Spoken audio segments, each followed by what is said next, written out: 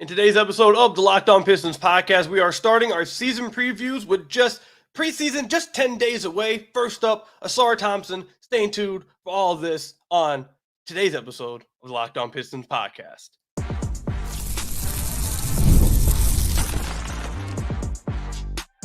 You are Locked On Pistons, your daily Detroit Pistons podcast, part of the Locked On Podcast Network, your team every day. What's the deal? Welcome back to another episode of the Locked On Pistons podcast. Per usual, I am your host, Kuka Hill. You can find me over on Twitter at Kuka Hill. I want to thank you guys for making Locked On Pistons your first listen of every single day. We are free and available on all your podcast platforms. If you haven't already, head to the YouTube channel at Locked On Pistons. Hit that subscribe button or leave us a 5-star review on whatever podcast platform you're listening to this on. That's another great way to support the podcast. And today's episode is brought to you by FanDuel. You can start the season with the big return on FanDuel.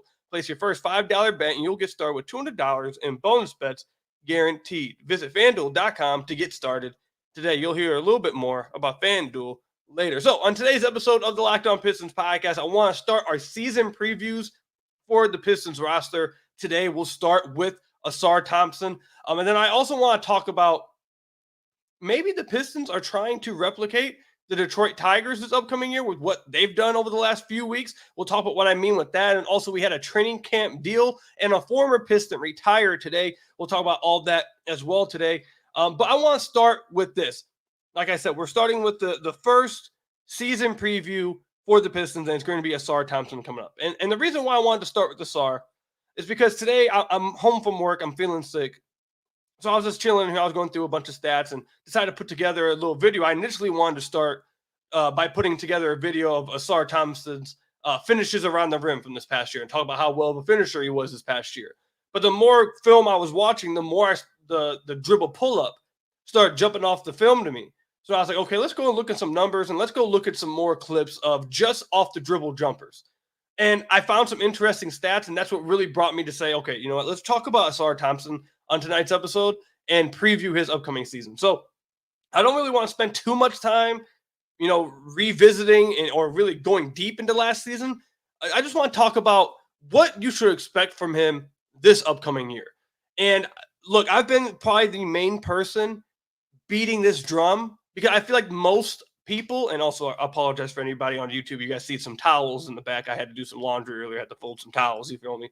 But anyways, the Pistons, I'm one of the only people who, within the Pistons community, I feel like that's been banging the drum of the most important thing Ausar Thompson has to improve is not his three-point shot, it's his ball handling.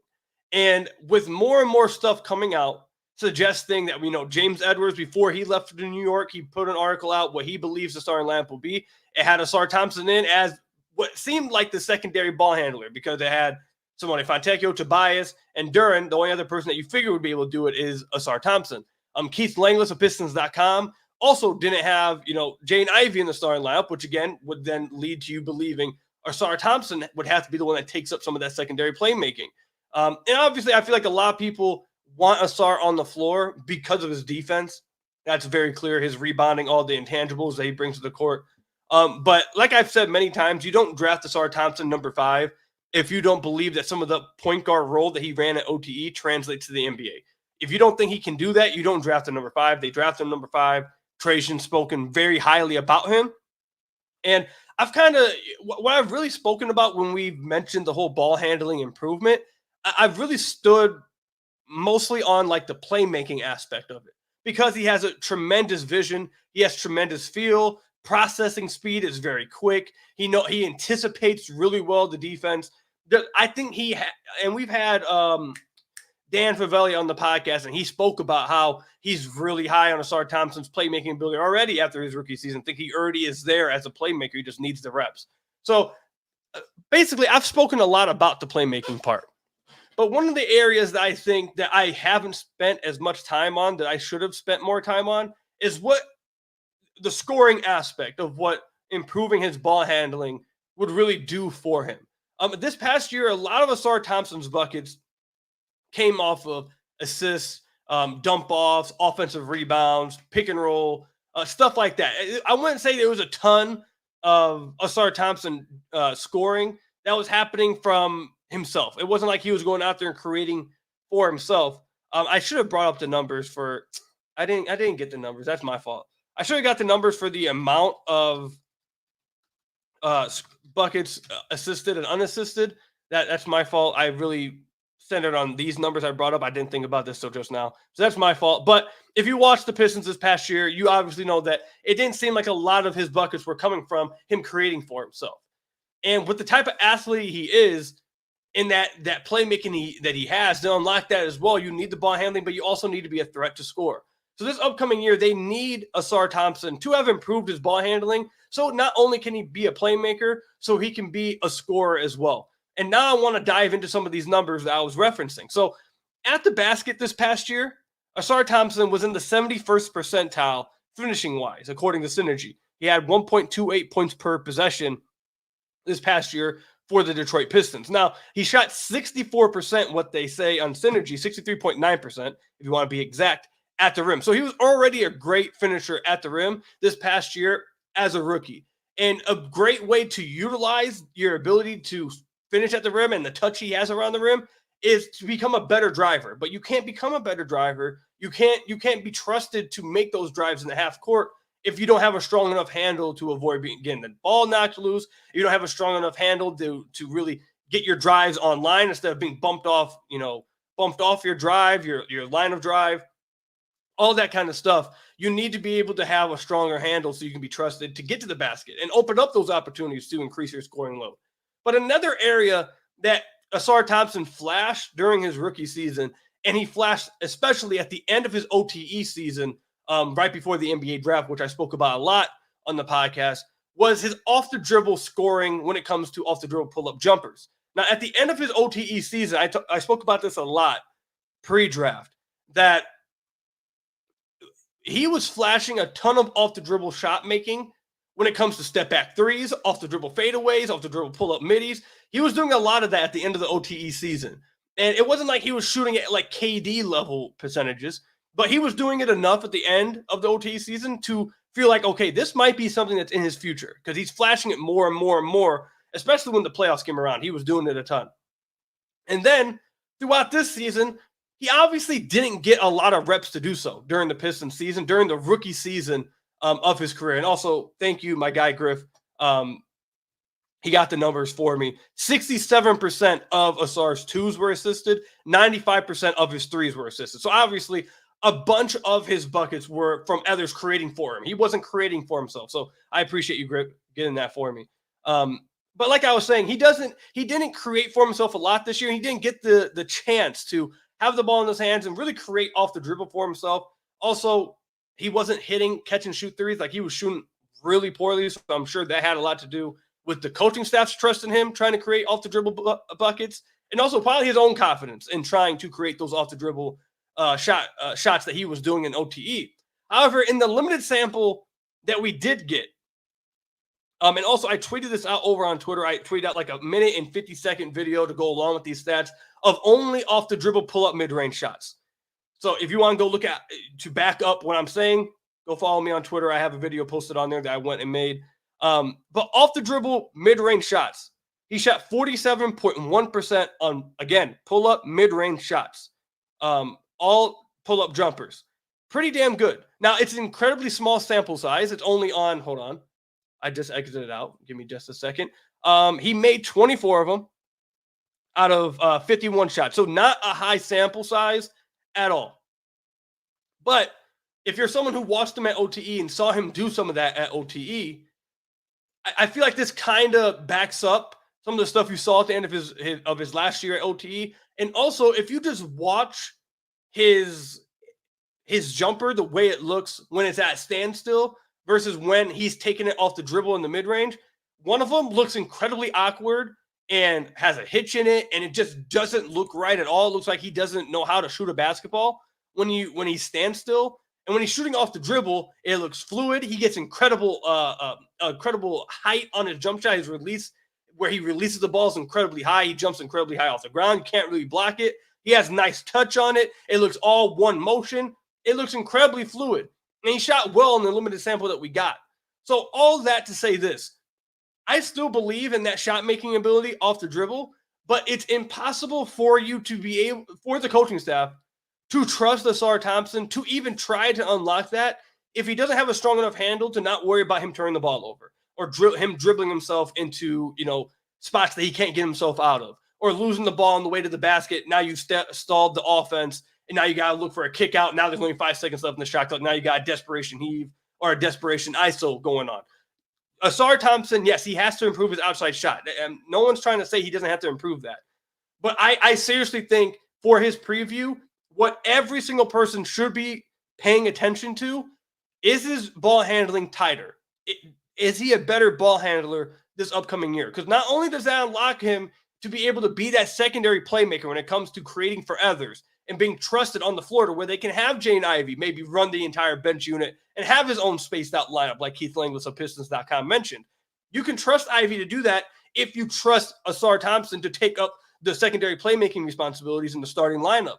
If Ausar Thompson has improved in that area, you can allow him to try to create for himself, getting to the basket and using his finishing ability and his incredible touch around the basket, his obvious crazy athleticism, just punching on somebody. Like, you allow him to do that stuff if he's improved his ball handle. You allow him to create for others if he's improved his ball handle. And you also allow him to try to tap into the flashes that we've seen throughout his short career when it comes to off the dribble shot making. And that, in order for Ausar Thompson, I'll end it off with this, for him to reach the potential of that 5th overall pick, because I've said this multiple times, and we'll wrap up this segment. I've said this multiple times over the last year, going all the way back to pre-draft. You do not draft Ausar Thompson if you do not believe that he has that in him. If you don't, him as a prospect without that was not worthy of a top 10 pick, in my opinion. That was the swing factor. If you believe he has that playmaking, that ball handling in his future, you draft him number 5 because he's going to be an elite player. If you don't think he has that, you do not pick him at 5 because he doesn't have a trustworthy jump shot at this point, and you're basically drafting an athletic, defensive, and hard to fit into a half-court offense type of player. I would not have drafted him at 5 if you don't believe in it. So Trazen's spoken incredibly high on him. Troy did draft him at 5. I know he's not here, but Trazen, everything I've heard behind the scenes, he's just as high on Ausar. He has to improve that. He has to be able to get to the point where they trust him with that in order for him to reach his ceiling. And I think that's the main part of Ausar Thompson's preview and the main part of his upcoming season in order for this season to be a success for the former OTE product. So let me know in the comment section down below how you guys feel about this. Do you guys agree, disagree with my stance on Ausar Thompson? Is there any other things about Ausar Thompson's upcoming year that I didn't mention that you guys feel like should be mentioned when previewing his upcoming season? Let me know, comment section down below or over on Twitter at Kuka Hill. When we come back, the Detroit Tigers, man, I don't follow baseball a lot, but I've had to follow a little bit lately because apparently they're doing something magical. They're about to make a run for the wild card. It looks like, I believe they're like a game up on the wild card spot. Correct me if I'm wrong, but they've really turned into like a Cinderella type of season. And it looks like they probably are going to make the playoffs. Kay Cunningham says the Pistons should be next. They want to be the Tigers next year. How likely is that?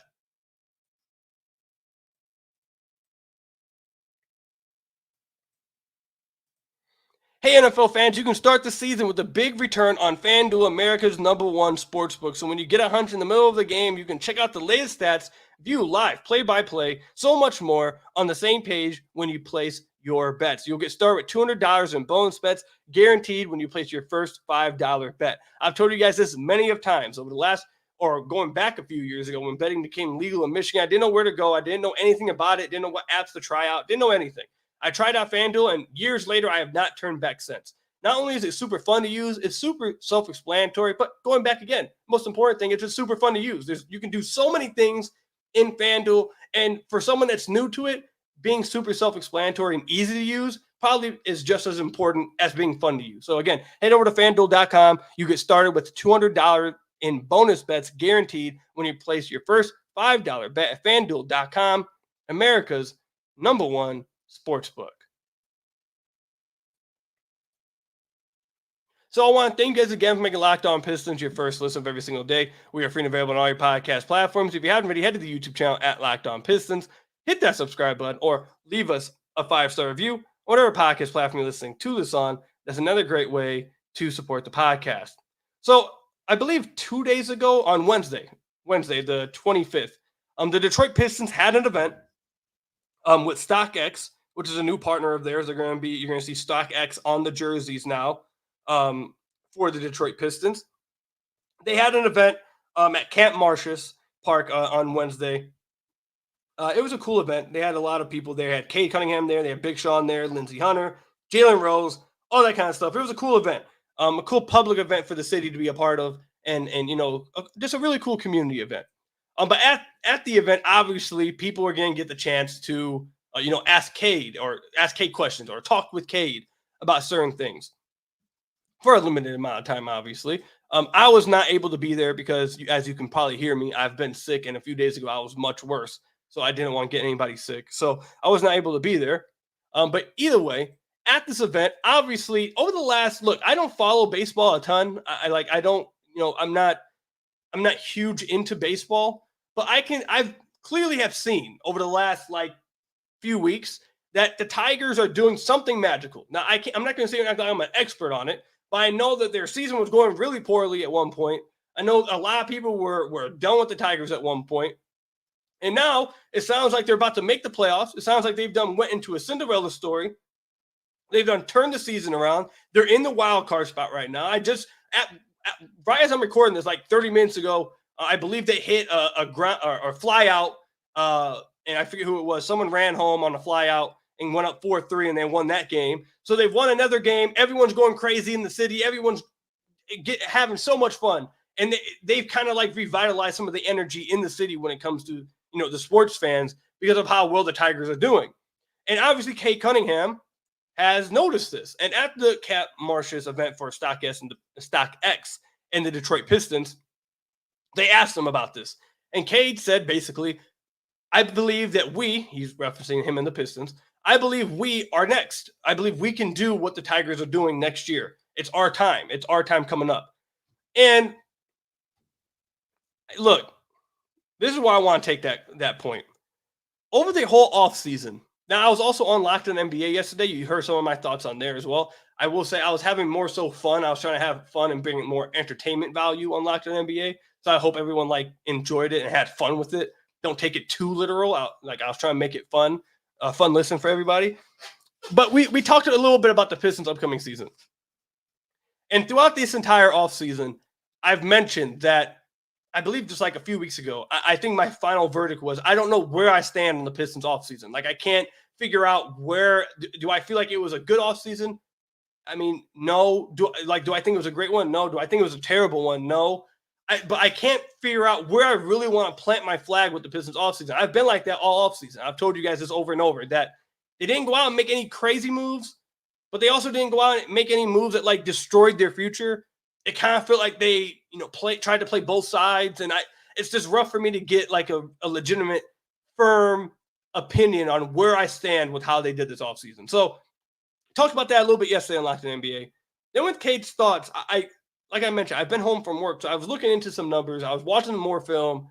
And I was trying to put together some breakdown clips, breakdown videos to post.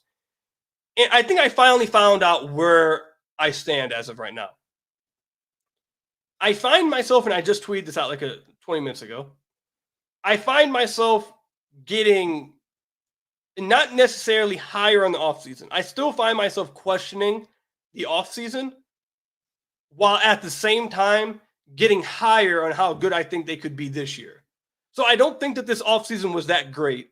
However, I guess a week before training camp, 5 days before training camp starts, and 10 days before 9 or 10 days before the first preseason game, my final stance is, I guess the offseason, as long as it wasn't terrible, it didn't need to be that great for them to be vastly better this year, I guess is where my stance is now. And I've gotten here because I really started to look at, with the videos I was watching, just what last season was and just some of the things that happened this past season. And a few things that instantly I either, not just that I remember, it's not like I forgot, but really just popped off and really, jumped to the forefront of my mind. It was a few things. One, I don't think people can truly define how bad Monty Williams was this past year. Monty, I try to be fair, but Monty truly was horrible this past year. I don't think anyone could have seen it coming, but Monty was truly straight up terrible for the Pistons this past year. And there's no other way about it without or by saying it. He was just straight up terrible. And having someone, even if you're not the biggest fan of, like of a JB Bickerstaff, I'm not saying you have to be a big fan of JB Bickerstaff. Like, I'm not, you don't have to be. Me, myself, I'm not sitting here saying I'm some huge fan of JB Bickerstaff. But the fact that it seems like he simply wants to be here, like he wants to coach this team, you have to assume that would simply be better than what Monty did this past year. And honestly, it's hard to believe that anybody would do as bad of a job as Monty Williams did this past year. So I think that in of itself should result in like some better play for the Detroit Pistons. And then the second thing, and this does come down to coaching as well. If you guys remember, for those of you who have listened since this past offseason, going back to last offseason, I was alone. I was on an island. People yelled at me. People didn't like that I was being pessimistic, is what it is. I think I turned out being right, but people didn't like the fact that I was being pessimistic. I was on an island. But I said multiple times when people tried to say, oh, well, they address shooting. Well, they address shooting. They have shooting. And I simply kept saying, no, they haven't. They don't have shooting that you can actually employ in lineups that matter. Like, you can't play Cade, Joe Harris, Bojan, and Burks together to get spacing. You just can't do that. You're not going to. That's just not going to happen. I wasn't even sure if Joe Harris was going to play. So this adding spacing, it never really happened. And then along with that, obviously, you had some injuries to Bojan and Burks. But those lineups, even when they got healthy, people talked about Monty Morris. Like, what were you going to do? Run Cade, Monty, Bojan, Burks, and Joe? Like, you didn't have functional lineups to run that made sense. Now, Monty made it worse because he played the most non-functional lineups. But even still, you didn't have like the functional lineups to run that made sense with your team. I will say heading into this year, it seems like they have a functional roster. And while they didn't make any big moves, you can put lineups out that make sense now. Like, there's so many different versions of a starting lineup that we've discussed on this podcast with James, with Omari, with Anthony from Pistons Talk that we've talked about with Bryce from Motor City Hoops or from Pistons Pulse or Omari. Like, we've talked about this with so many different people. The reason why there are so many different starting lineups is because there's so many viable options now. You can go with Cade, Malik Beasley, Simone Fontecchio, Tobias Harris, Jalen Duren for an ultimate spacing lineup. You can go Cade, Ausar Thompson, like I would go with Simone, Tobias, and Duren to have that spacing at the forward positions. You can run Cade Ivey and give them the utmost spacing with Simone Fontecchio, Tobias Harris, and Jalen Duren. Heck, you could even start Isaiah Stewart. I don't think it's going to happen, but you could even start Isaiah Stewart to try to bring the utmost spacing to your young guys in the starting lineup. They have the options to do that now. So I just simply didn't feel like they had the options to do it this past year. I said it since last offseason, and I think you watched it play out. So I think they have the option now to actually play in lineups that work and should simply be functional NBA lineups. So I think that's the main thing. And that also comes down to coaching. Will JP actually run those lineups? I have to believe so. I don't think it takes like a rocket scientist to figure out that you should do that. So I expect him to do so, but I guess we still have to wait and see. Is JP going to do that and run those type of lineups? So that's the second thing. And then thirdly, I realized this. A lot of people were right when I talk about Cade. People have been right. If I believe the Pistons have put together a functional NBA, roster, which again, we'll see how JP deploys it, but I think they have.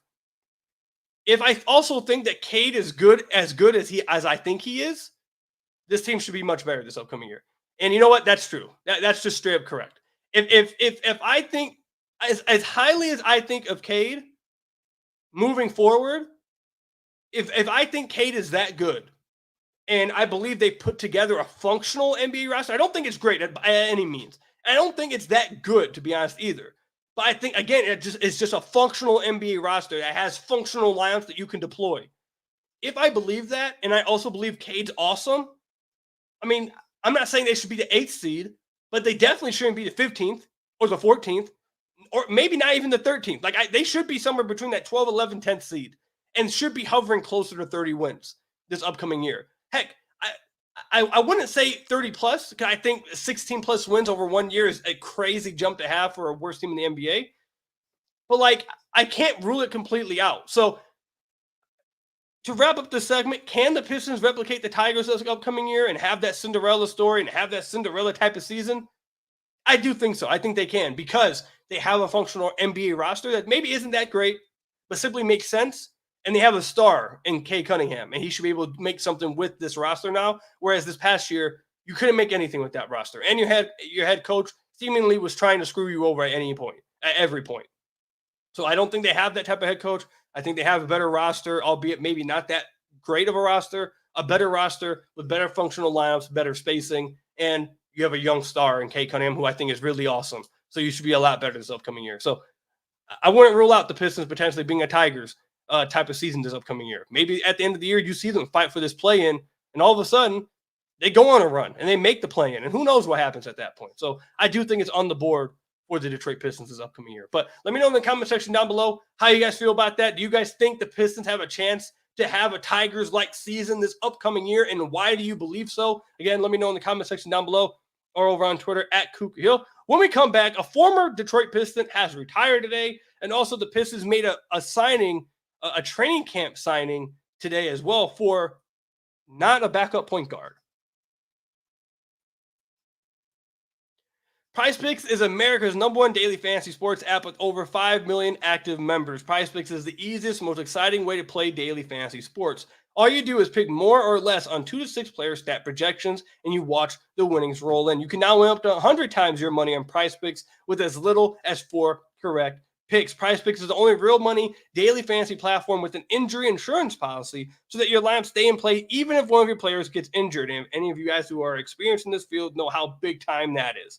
If your player leaves in the first half and doesn't return, PrizePicks makes your picks still alive. PrizePicks puts their members first, so with all withdrawals are fast, safe, and secure. When my picks hit, I can get money in as quick as 15 minutes. Download PrizePicks app today and use code LOCKEDONNBA and get $50 instantly when you play $5. That's code LOCKEDONNBA and PrizePicks to get $50 instantly when you play $5. You don't even need to win to receive the $50 bonus. It's guaranteed.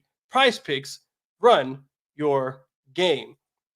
I also got to tell you guys a little bit about game time. I'm a procrastinator. I wait to the last minute with everything, and it often screws me over when I go to try and buy some tickets to whether it's a sport event, a concert, whatever, a theater event. I often get screwed over because I get the worst seats because I wait to the last minute. Well, with game time, it saves me because to the very last second, I get the best possible deals at any moment. All the way up to the last second, even after the event starts, you still get last minute deals with Game Time. Another great thing about Game Time, you also get views from your seat within the app. No more showing up to the event. Oh, got a bad seat. Shouldn't have gotten these tickets. No, you can see right within the app whether this seat is for you. They also have the lowest price guarantee, or Game Time will credit you 110% of the difference. Download the Game Time app, create an account, and use code LOCKEDONNBA for $20 off your first purchase. Terms apply. Again, create an account and redeem code LOCKEDONNBA, LOCKEDONNBA for $20 off your first purchase. Download Game Time today. What time is it? Game time. So I want to thank you guys again for making Locked On Pistons your first listen of every single day. We are free and available on all your podcast platforms. If you haven't already, head to the YouTube channel at Locked On Pistons. Hit that subscribe button or leave us a 5-star review or whatever podcast platform you're listening to this on. That's another great way to support the podcast. So, some minor news to wrap up the podcast. The Detroit Pistons have signed according to his agency, and I believe, actually, I saw Pistons Talk and our friend of the podcast, Derrick Turner, tweet about this when it happened instantly. I thought I'd missed something. I didn't know what happened. This is what happens when, Woj retires and James pieces out on us for New York. Like, what's going on with guys? Woj leaves in the same offseason. Our insider for the Pistons dips out to New York. Like, what's going on, bro? How are we supposed to know anything? Like, I saw the Suns sign Frank Kaminsky. Suns fans didn't even know it. The Suns page had to tweet it out. Like, no one's getting insider info. No one's getting reports anymore. Like, what are we supposed to do now without Woj? Then now no James? Like, what are we supposed to do? Where are we going to get our insight from? Who's going to have it? Maybe I might get some of that. You might see me get some insight. You feel me? But we'll see what happens. But yeah, this is just a rough point for NBA fans at this point. We don't got no one to give us some insight. Shams is lacking. I don't know what Shams is doing. He's trolling over there. But anyways, back to the point. Lamar Stevens the Detroit Pistons signed him to a training camp deal for this upcoming training camp, obviously. Lamar Stevens is a 6'6" wing. He last played, excuse me, I'm sorry. I'm still not feeling that greatest, guys. He was drafted by the Cleveland Cavaliers, played 3 seasons there. He recently played for the Memphis Grizzlies this past year. He's okay signing, I guess. I truly don't get what they're doing with this one because they need a backup point guard insurance policy, even if you want to run Ivy there.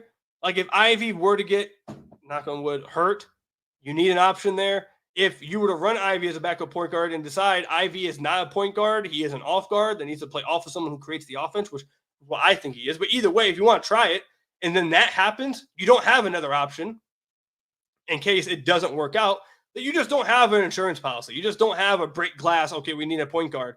They just haven't signed one. They don't have any. Like Marcus Sasser, I guess, is another option. And like, I think we all like have the same opinion on Marcus Sasser as a point guard. So it's like they just don't have one. Like truly, some people may believe that Cade Cunningham is the only point guard on the roster. Like legitimately, like someone like me who believes Jaden Ivey is an off guard scorer, a guy who can attack a weak side defense or a rotating defense, not someone you really want setting the offense up. That's what I believe Ivey's best role is. If you believe like that, Pistons don't even have one point guard. If you do believe Jaden Ivey's a point guard, then they have 2, and that's it. So, like, I don't know why they keep stocking up on wings because they already have a decent wing room at this point. And it's not like they just added another wing who could shoot. So, I don't know. I don't really get this signing. I'm not the biggest fan of this one. I don't think he'll make the final roster, but, I mean, we'll see. See how well he plays. He's 27 years old. It's not like he's super young either. So, I don't know. It's an okay signing. It's whatever. I just don't give – I thought for sure that final spot would be a backup point guard of some sort or some kind of vet point guard that doesn't need to play instantly maybe, but if something goes wrong, you can go to him. Like, but they just don't have, I truly don't get that. I don't understand why that's not even an option they want to have. It seems like in a few months, this is going to be something that we talk about, like hopefully not, but I can see this being something in a few months we talk about. Well, they didn't address it in the offseason. Now you're screwed because you don't have anything to go to. Like I can see that being a talking point now. I just don't get it. So that's the training camp news, the new deal. And then a former Detroit Piston retired today, Derrick Rose, obviously known for his time with the Chicago Bulls, the youngest MVP in NBA history, has retired today. He actually got a section of each city he played in. So in the Detroit News, there was a full page of his retirement message or his retirement note or whatever you want to call it. It was in the Detroit News. I'm really only talking about this because he was a Detroit Piston for 2 years, and it gives me a chance to talk about who is my favorite player of all time. I just wanted to salute him on his retirement. Derrick Rose was probably the player that got me into basketball and got me to really love the game of basketball. The going to work team, I watched them a little bit on TV. I didn't watch them a lot when I was a kid. I was like 6 or 7 years old. I love Chauncey. I really liked Rip, like the mask and everything. So they got me interested in it.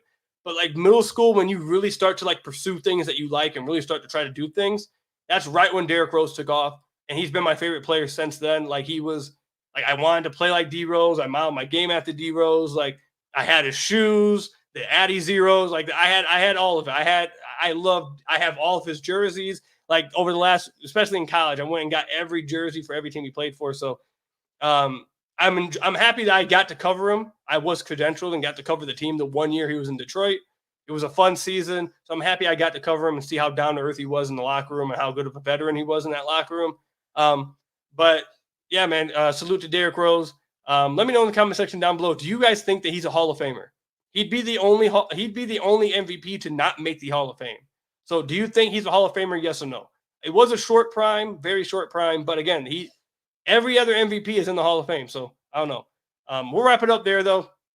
Comment down below how you guys feel about the Pistons' upcoming season with training camp right around the corner. Do you think the Pistons can replicate the Tigers' season that they had? Do you think Derrick Rose should go into the Hall of Fame? What do you guys think Ausar Thompson upcoming season needs to look like for the Detroit Pistons? That's all I've got for you guys today. Thank you guys for making Locked On Pistons your first listen of every single day. We are free and available on all your podcast platforms. Hit that subscribe button to the YouTube channel. Leave us a 5-star review, whatever podcast platform you're listening to us on. And until next time, I will see you guys later. Stay safe out there. And until next time, peace out.